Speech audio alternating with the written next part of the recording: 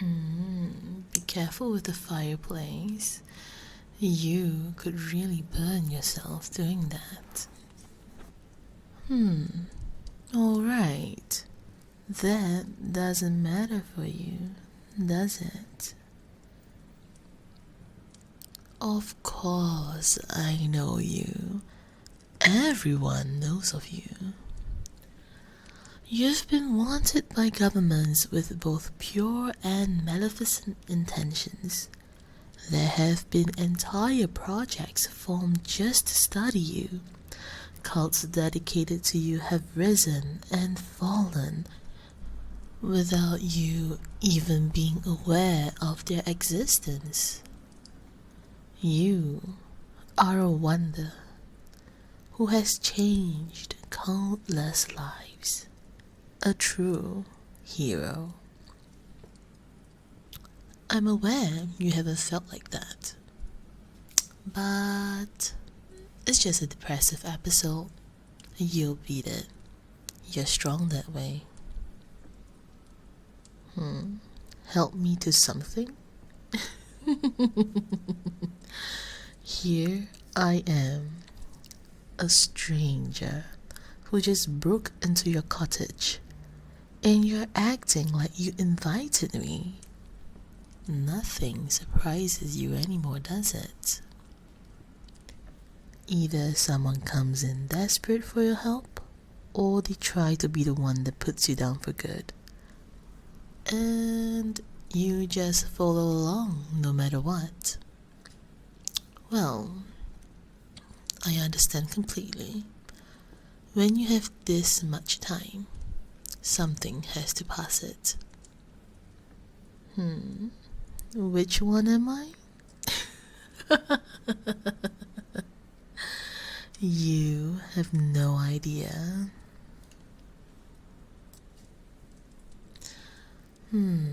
You see these flowers? White roses. Quite common to find on gravestones. Freshly cut, so they would last a good week if they were to stay in that vase.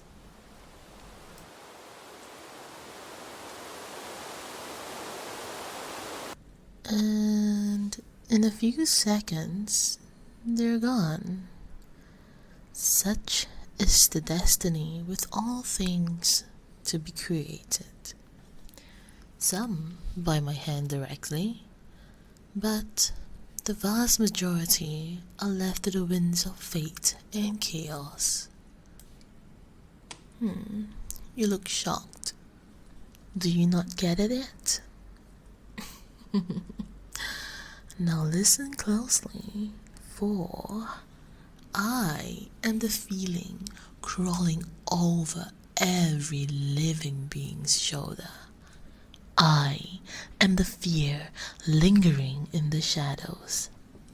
I am she who takes your loved ones away. She who also gives you back to them.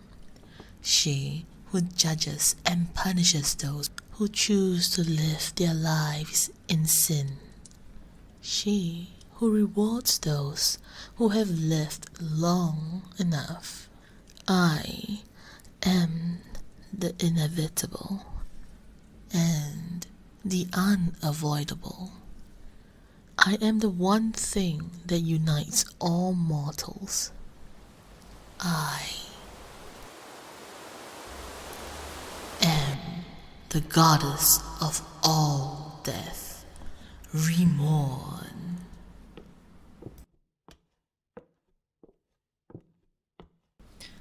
You know what my touch can do. Now, let's see yours. Don't bother resisting. There's nothing you can do to make me let go of your hand. If I were to do this with any other living creature, it would only take a few seconds for their skin to become bone.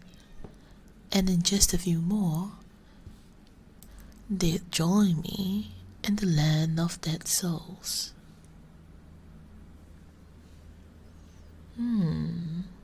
But look at yours. Just as soft and warm as the day you stopped aging. It's not like I'm surprised. I've tried to speed up the process so many times. But in truth, it's pointless. It's funny, most of the time, escaping from death is the most futile action one can attempt. But for me, it's killing you. I know you never found out why, but I did. I learned the reason for your immortality a long time ago. In fact, I'm the reason you exist the way you do. No, it wasn't me who created you. That would be too simple. No, it's...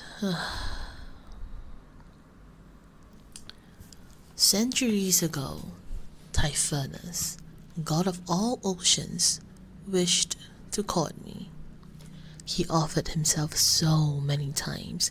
He even boasted about how many gifts he constantly gave me with his waves and storms. Now, I never saw them as gifts. All of those who drowned would have joined me even if they never stepped a single toe into the water. Death is not a contest, but he was certain that I owed him all the love I had in me. I never liked him. His ego and his behavior were all... I couldn't imagine spending so much of my eternal life with someone like him. If you had known him, you would understand. No matter how nicely or directly I rejected him, he would never try to improve himself or learn. He'd see it as a challenge he had to overcome his way. So, he did something drastic. Typhonus went to the goddess of all life and proposed an experiment. He wanted to know what would happen if she created a living being without the one thing that unites all living beings: my influence. And she agreed, wanting to know how important death really was. He requested this new creation to fit a certain description, the type of lover he knew I wanted to have, everything I value in the life of a mortal. To this day, I don't know how they did it. I've asked, but she told me the method used could not be recreated or undone. In her eyes, when she recalls it, I only see that look on regretful murderers. No matter how it was done, she and a few other deities managed to create it. A baby which could not die. And all they had to do was place it on the doorstep of an orphanage and let it grow up. Yes, that is how you came to be. You had no parents to find. There was no secret ritual or chemical in your blood. It was all so you could get my attention. And you did. Stop me if you have heard this one. You have been hired to work on a farm at the edge of a small village. It doesn't pay the best, but you get along with your co-workers and the family that runs it. Life is as fine as it needs to be for a young adult like yourself. But one night, you hear horns and screaming. There's a fire in the distance, torches reflecting sharpened weapons, drying the blood staining them. The imperialists, they have come to kill, steal, and enslave. You rush out, trying to find and buy time for those evacuating. Your only defense is a pitchfork you grabbed without thinking. It isn't enough. You learn that when you come face to face with a soldier, he disarms you and plunges his sword right through a lung. You stopped breathing. Every sound fades as your vision gets darker. The last thing you taste is your own blood. And then you die. Or at least that's what should have happened.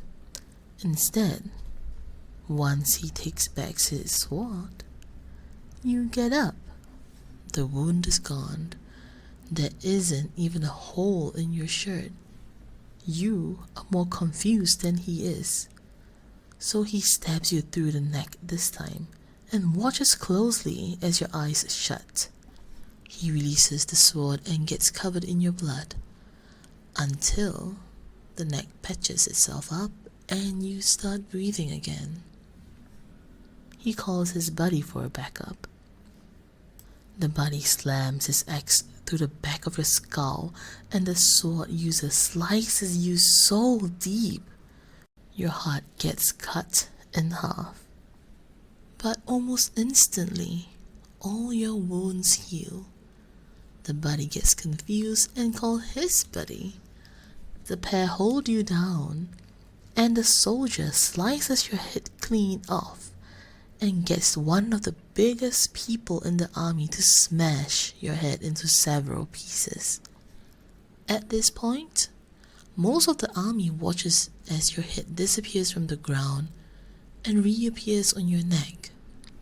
The blood, dirt, and disease all vanish. Everyone gasps. It's like they were seeing a ghost. They didn't know this at the time, but there were actual ghosts with them. The reapers who do my bidding follow these armies, trying to gather souls as the battle rages on.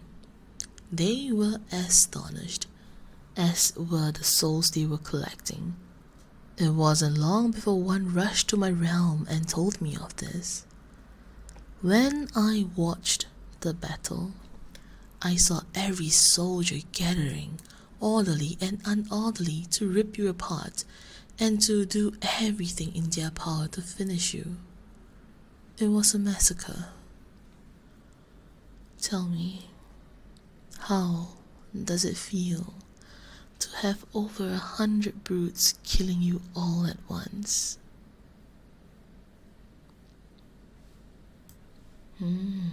I see. You just went blank. You assumed this was an eternal punishment for not following the correct religion and just accepted it.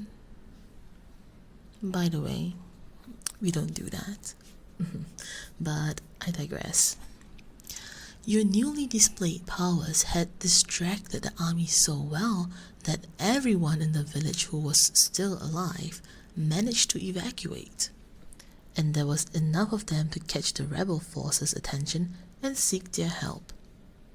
The rebels rode in and fought off the imperialists, who were all tired from trying to kill you, and so, without even harming someone, you had helped win the battle. You didn't save everyone, but you did keep the village standing. Thanks to you, it survived to grow into the big city it is today.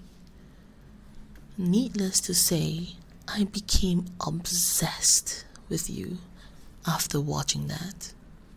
Who wouldn't? I wanted to know if there was a limit. What if there was nothing left to heal from? How many times can you die? Does aging count? I had so many questions. But soon I started watching you for different reasons. Your humbleness, the kindness you showed others, The bravery and resolve you displayed when you tried to figure out this gift. Your desire to do the right thing when you joined the rebellion's leader. And I must admit, you were very fun to watch. Who gets asked, "Hey, can I use you as a training dummy tonight?" and answers, "Just don't enjoy yourself tonight while slashing me this time." Such a wonderful soul.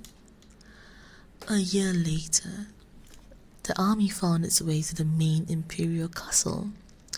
Taking a risk, you swam through a lake of molten lava and let the Dawn Bridge down. You took fatal arrows and swings for as many people as you could, letting yourself be used as the shield when necessary. I had a Reaper watching you. He said that you should have died 914 times that day. When the rebellion reached the Emperor, he tried to fight you all off. He lost, of course. The rebel leader offered you the killing blow. You deserved the glory for all those hardships. But no, you refused. You said, "If my life can't be taken, it's not fair for me to take others." You have followed this principle well. Yes, some people have died as a result of your actions, but that's a war for you. There would also be a lot of death if you choose not to interfere. What matters is that every chance you had to extend someone's life, you took it. And that's what I like most about you. You were just, which is something I'll never truly be. I wanted you. I felt empty for a while, and I thought you could save me. But after 50 years of watching your heroism, I came to a terrible conclusion. You couldn't be mine. You instinctively rejected every person who proposed to you. The rebel leader, the small town baker, the princess you saved, your friend at the farm. It would just be a reminder that everyone, no matter how close, would leave you behind. And me? I have duties. Any socialization or breaks are down in my realm. Not here. No matter how much I wanted to, I couldn't just start a new life with you. It all broke me up inside. I was at my lowest. Then he showed up, the god of all oceans. He comforted me as I cried. He put his hand on my shoulder and spoke.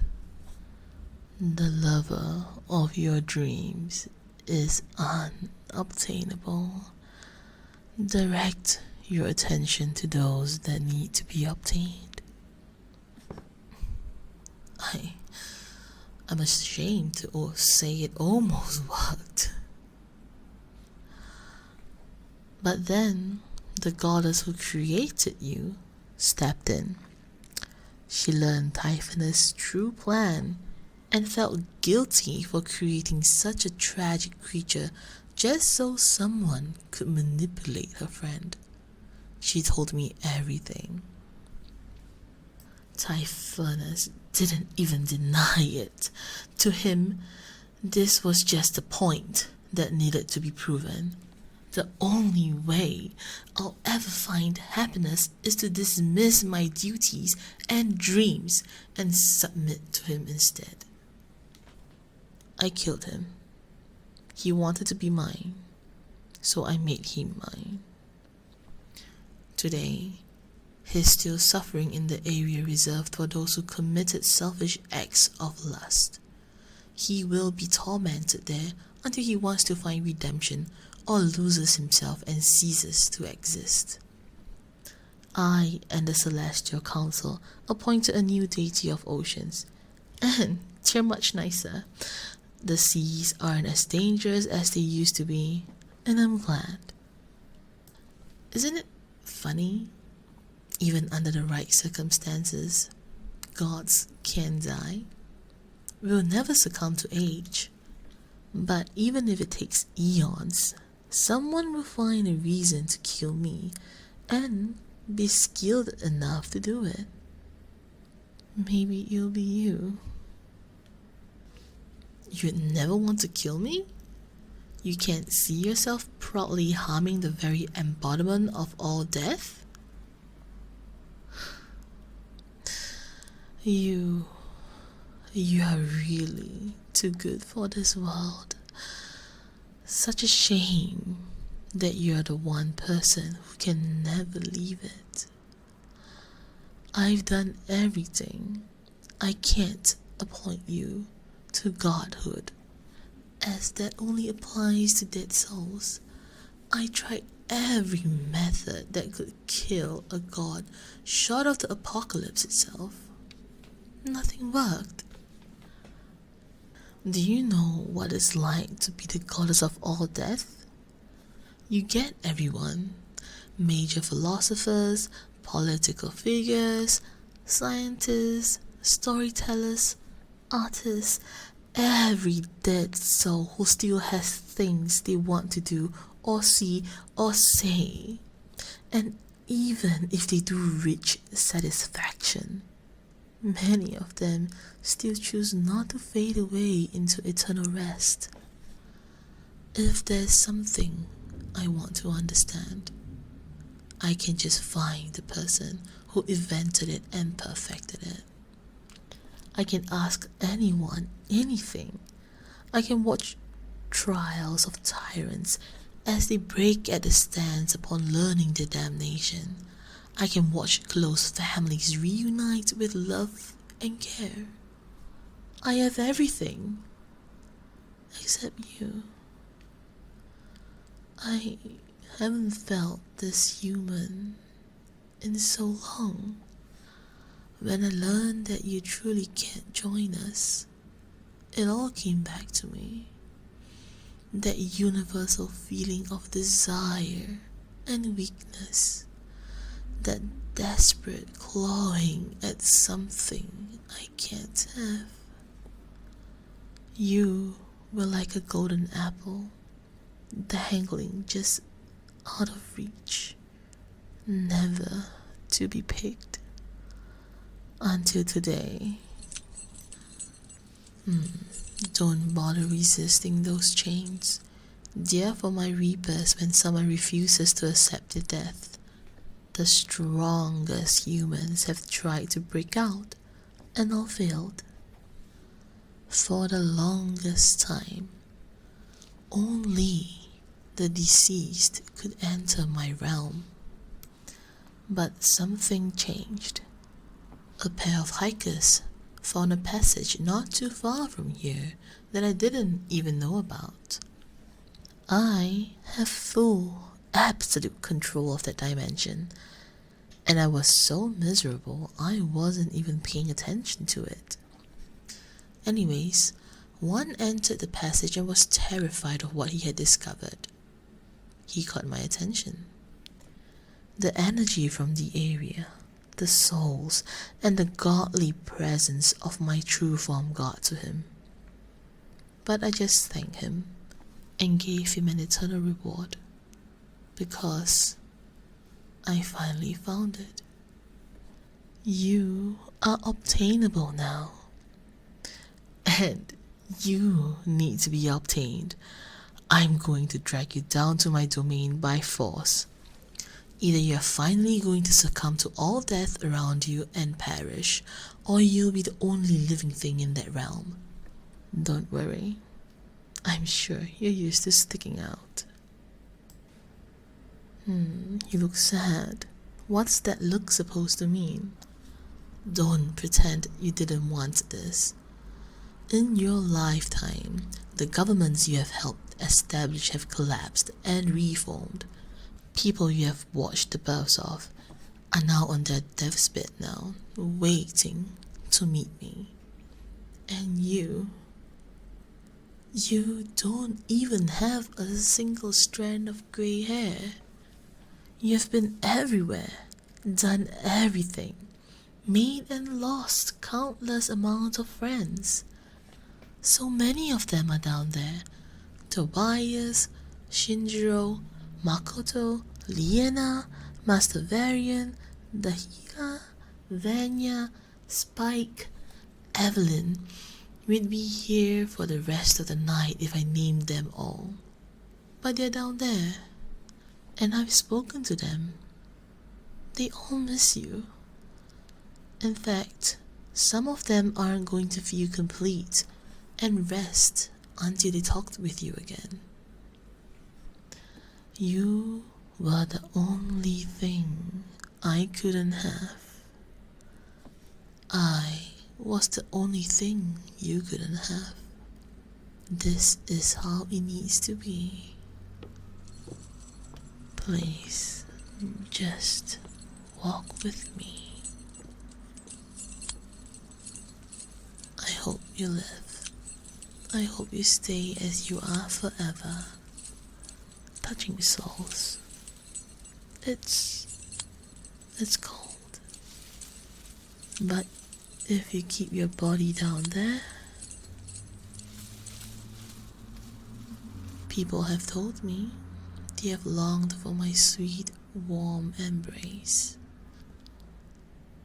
But me, I've longed for yours. Let's complete each other.